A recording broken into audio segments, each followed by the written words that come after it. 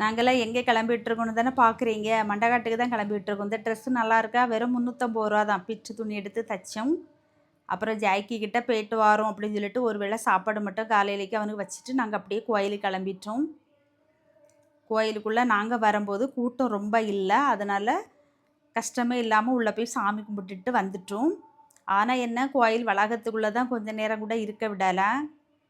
போலீஸ்காரங்க வெளியில் எல்லாரையும் அனுப்புனாங்க. ஏன்னாக்கி இல்லை எல்லாருமே அதில் உட்காந்துட்டோன்னா மாதிரி கூட்டம் ஜாஸ்தி ஆயிரும்ல. அதனால் ஓகே. இருந்தாலும் சாமி தரிசனம் சூப்பராக இருந்துச்சுன்னு சொல்லணும். அந்த அம்மாவுடைய தரிசனம் எல்லாத்துக்கும் கிடைக்கணும் அப்படின்னு வேண்டிக்கிறேன்.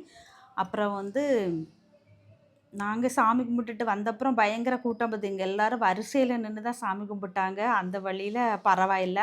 அப்புறம் கோயில் கோபுரம் நான் வந்து வீடியோ எடுக்கும்போது ஒரு பருந்து அப்படியே பறந்து போச்சு. பார்க்கறதுக்கு சூப்பராக இருந்து இந்த இடத்துல ஒரு உண்மையை சொல்லியே ஆகணும். நான் அந்த வீடியோ எடுக்கும்போது எங்கள் வீட்டுக்காரங்களுக்கு என் மேலே பயங்கர கோவம். ஏன்னா நான் பாட்டுக்கு வீடியோ எடுத்துகிட்டு நின்றுட்டேன்னா இவங்க நான் வந்துட்டேன்னு சொல்லிட்டு தள்ளி போயிட்டாங்க. அங்கே போய் நின்றுட்டு பார்த்தா என்ன காணலை அப்படின்னு தேடிக்கிட்டு இருந்தாங்க. அப்புறம் ஒரு வழியாக நான் அவங்கக்கிட்ட போயிட்டேன். மூஞ்சி ஒரு மாதிரி வச்சுட்டு கோவத்தில் நின்னாங்க. இதுக்கப்புறம் நான் வீடியோவே எடுக்க மாட்டேன் அப்படின்னு சொல்லிட்டு நானுமே ஃபோனை தூக்கி ஆஃப் பண்ணி பேக்குள்ளே போட்டுட்டு என் பாட்டுக்கு இருந்துட்டேன். இதனால் எங்களுக்குள்ளே கொஞ்சம் நேரம் பேச்சுவார்த்தையே இல்லாமல் போச்சு. பொண்ணுக்கு காலிஃப்ளவர் வாங்கி கொடுத்தாங்க. என்கிட்ட கேட்டாங்க. எனக்கு ஒன்றும் வேண்டாம் அப்படின்னு சொல்லிட்டு நானும் கோவத்தில் மூஞ்சியை தூக்கி வச்சுக்கிட்டு இருந்தேன். இதுக்கிடையில் எனக்கு ஒரு ஃபோன் வந்து பார்த்துக்கங்க. அந்தால நான் வேறு கொஞ்சம் நேரம் ஃபோன் பேசிட்டு அப்படியே சமாதானமாயிட்டேன். யார்கிட்ட பேசுனேன் அப்படிங்கிறத இப்போ சொல்லுவேன் கொஞ்சம் கழிச்சு. சரியா? நாங்கள் வந்து இந்த பார்த்தீங்களா இருக்குமா ஒரு விளையாட்டு உபகரணம். இதெல்லாம் ரிப்பேரில் கிடக்கு போலுக்கு. அந்த ஆட்கள் வந்து ஃபேனரை வச்சு நல்லாக்கிட்டு இருந்தாங்க. எல்லாமே ஓடவே இல்லை. நாங்கள் ஃபஸ்ட்டு போய் உட்காந்து கொஞ்சம் நேரமெல்லாம் எதுவுமே வேலை செய்யலை. ரொம்ப கூட்டமும் இல்லை, ஒன்றும் இல்லை. அப்புறம் வந்து நேரம் ஆக ஆக எல்லாமே ஓட ஆரம்பிச்சுட்டு அவங்க ஒரு டைம் வச்சுருப்பாங்க போலுக்கு. ஒரு குறிப்பிட்ட டைமில் எல்லோரும் சாமி கும்பிட்டுட்டு இந்த நேரம் தான் வெளியே வருவாங்க அப்படின்னு சொல்லிட்டு ஒரு குறிப்பிட்ட டைமுக்கு பிறகு ஒன்று ஒன்றா சுற்ற ஆரம்பிச்சிச்சு.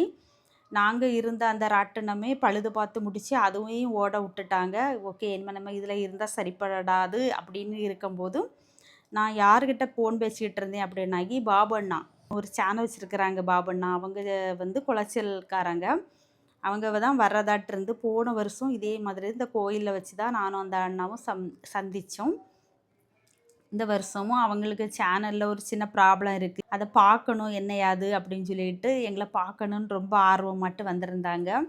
நாங்கள் கோயிலில் இருந்து கிளம்புது வரைக்குமே அந்த அண்ணன் எங்கள் கூடவே இருந்தவங்க. ஒரு கிட்டத்தட்ட ஒரு 3 மணி நேரம்லாம் எங்கள் கூடவே இருந்திருப்பாங்க. ரொம்ப சந்தோஷமாக இருந்து ஓகே. இன்னும் நிறைய இடங்கள் வீடியோக்கள் எடுத்ததெல்லாம் ஒன்று ஒன்றா வரும். பார்த்து மகிழ்ச்சியாக இருங்க.